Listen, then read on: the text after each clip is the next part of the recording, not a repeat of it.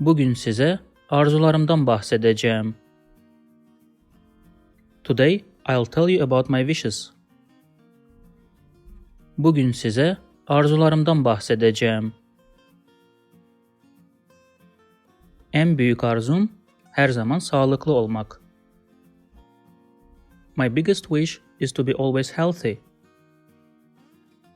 En büyük arzum her zaman sağlıklı olmak.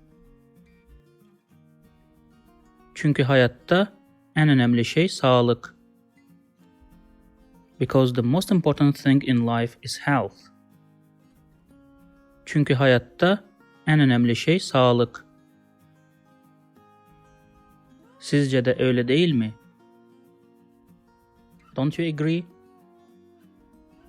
Sizce de öyle değil mi? İkinci arzum zengin olmak. My second wish is to become rich. İkinci arzum zengin olmak.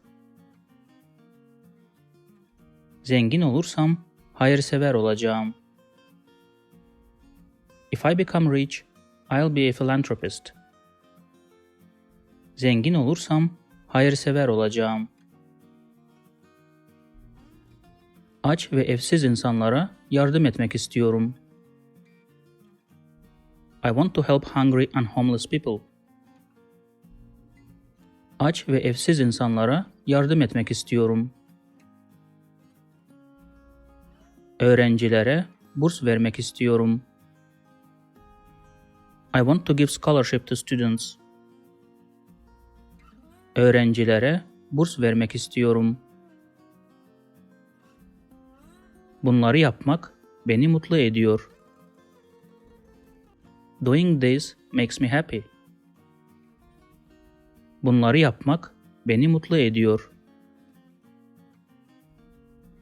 Üçüncü arzum sakin bir hayat yaşamak. My third wish is to live a quiet life. Üçüncü arzum sakin bir hayat yaşamak. İnsanlardan uzak, doğada bir hayat. A life in nature, away from people. İnsanlardan uzak, doğada bir hayat.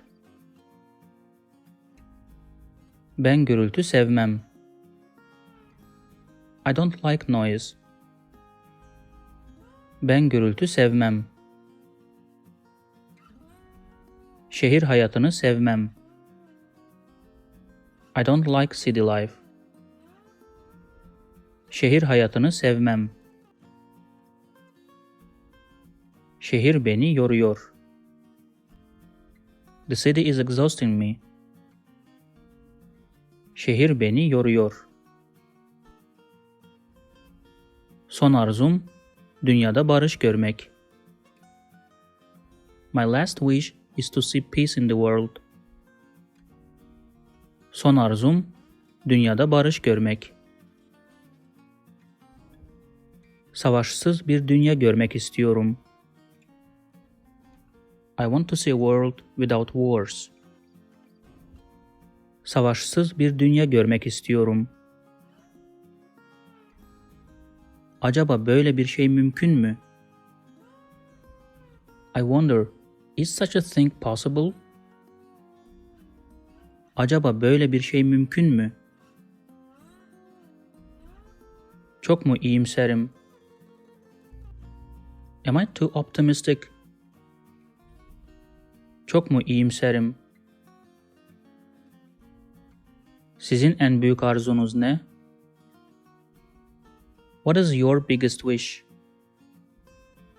Sizin en büyük arzunuz ne? Yorumlarda yazabilirsiniz. Okuyacağım. You can write in the comments. I'll read. Yorumlarda yazabilirsiniz. Okuyacağım. If you like this video, please subscribe to my channel below for more videos on Turkish grammar, vocabulary, and pronunciation. Also, if you think this video can benefit somebody else, please share it with them. Last, if you have any comment or request, please provide your feedback in the comment section below and I'll do my best to respond as soon as possible.